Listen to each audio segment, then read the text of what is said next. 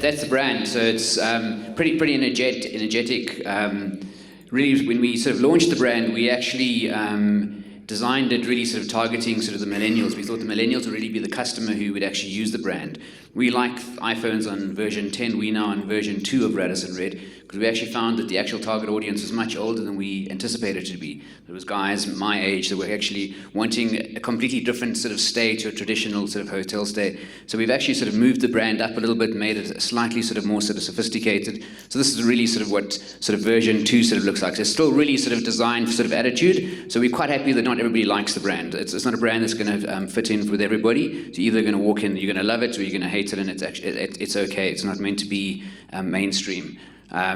It's fueled, it's flexible. We have sort of a completely different sort of staff sort of structure. We don't actually have people in departments. Everybody can work in every area, sort of called sort of flow, where you actually flow through the hotel. So the person who checks you in might pour you a beer and actually might be up in housekeeping. So we sort of went with sort of the old sort of total football, sort of the Dutch football team in the 1970s. Every player could play in pretty much every position, and that was when Dutch football was really at its sort of greatest, and we sort of adopted that same sort of philosophy from a staffing point of view. So all the staff that work in the hotel actually hadn't worked in the hotel industry. We actually went out and actually employed people that hadn't worked in hotels. We went through auditions where you actually weren't able to write anything down. You had to send us a YouTube 2-minute little video clip of yourself. You went in, we made you sing, role play, dance, and really sort of took people out of their comfort zone to actually see how they behave, and then actually brought them into the hotel as employees. A lot of sort of shared, sort of communal, sort of connected sort of space. Lots of sort of artwork, which is sort of, and sort of icons, which sort of are in the hotel. And then just from a sort of experience, not sort of forgetting the most important things within a hotel. That obviously sort of key important to have the best sort of mattress, the best mattress in town, a good quality shower, and large TV screens where you can actually use your device to actually watch Netflix and not have a bouquet of a whole lot of channels that you're not necessarily going to look at, and sort of fun and flexible with some sort of gym facilities and entertainment within the hotel. From a food and drink point of view, we went to the concept of actually having a bar that serves food, opposed to us actually trying to be a hotel restaurant, which really is good for breakfast time, but that we can't really attract you for lunch and dinner. So really having a look at sort of the area of how much space we actually needed from a restaurant point of view, and made sure that we actually could have a good bar that if you were hungry, we could serve you food. So have craft beer in the bar. We actually have our own beer called Baxter's Bitching Blonde, which you can only get at Radisson RED, and is named after our guest relations manager, who you'll meet a little bit later. So we have a wee kitchen, and then quite a lot of sort of activation with DJs, events, pop-up art, clothing being sold in the lobbies of the hotel. So it's constantly sort of changing. So even as a returning customer, you're going to come in and have quite a different experience.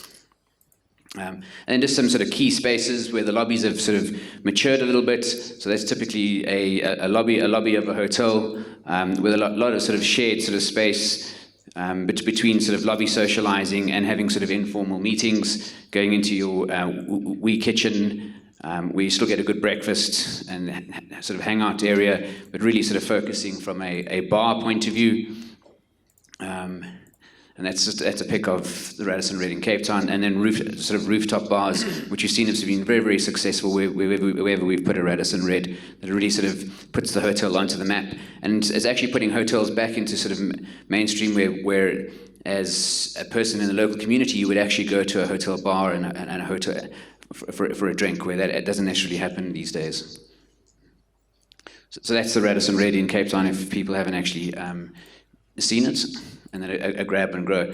From a guest room point of view, the room's also been matured a little bit, and really sort of to make sure that we offer everything within the room within 2 sort of bedroom sort of sizes. Let's flick through these slides quickly.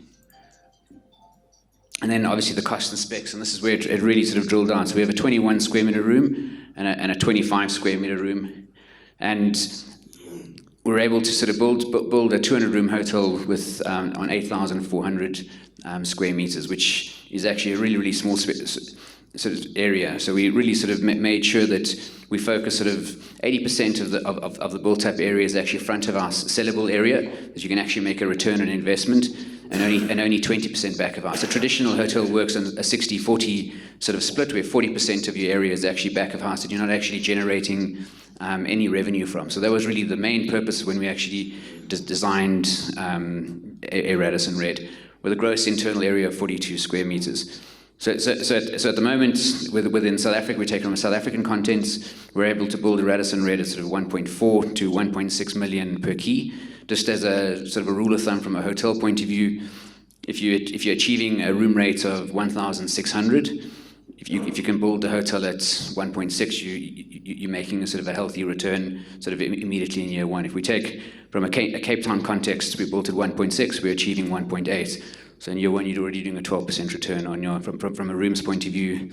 And because of the nature of the product, and you've actually got 80% of your area sellable area, you're from top line to bottom line, you're driving through a lot more revenue into profitability than you would in a traditional hotel. So that's why we're obviously so excited about this brand.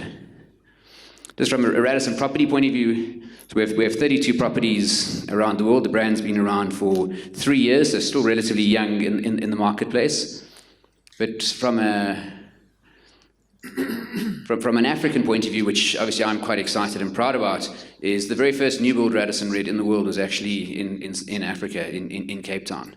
So when we actually started construction, we were actually still doing the design standards of the brand as the brand was sort of coming out of the ground.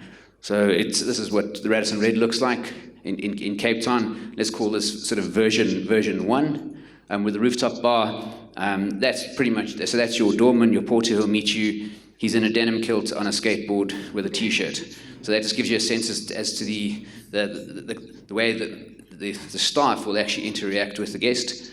That's our guest relations manager, Baxter, who's a Boston Terrier. So if you email the hotel, the first person who will reply to you is Baxter. He's the resident dog, and it's a pet-friendly hotel as well. So if your dog is under 10 kilograms, he's able to stay in the hotel as well. So we've got fully kitted beds for the dogs, etc., which has become quite a quirky sort of talking point as well. And that's why we decided to name our local craft beer after him, as Baxter's bitching blonde as well.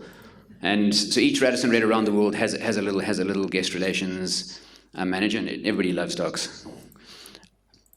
Then from a pipeline point of view, what I really want to sort of highlight here is obviously, so the next Radisson RED in South Africa is in Rosebank. So this actually was concluded at the end of June this year. So we'll open on the 1st of February 2021. It's coming out of the ground at the moment. It's taken us a long time to find the right location, we think, within Johannesburg to do a Radisson RED, and we think Rosebank is actually the right location for it. It's 222 rooms. So it's following the mold from a room style of sort of the generation 2 of what a Radisson RED would look like. Then just sort of across the African markets, a little bit what was spoken about earlier, about gateway cities. So we have a number of Radisson REDs under negotiation in Nairobi. Abidjan's actually signed and also expected to break ground soon, in Dakar and Lagos. Then just quickly finish off just from a Radisson hotel group point of view. So we're pretty well spread across the world in 114 countries, just under 1,500 hotels, across 7 brands, going across the various brandscapes from sort of 3-star all the way through to sort of entry-level 5-star. But just for today, I thought I would highlight just RED, as this is the RED Summit. And then just we as a hotel company feel that we sort of will be sort of the best hotel investments at a partner through the various stages of a hotel development, all the way through to obviously recycling and exiting. And that's it. Enjoy the rest of the conference.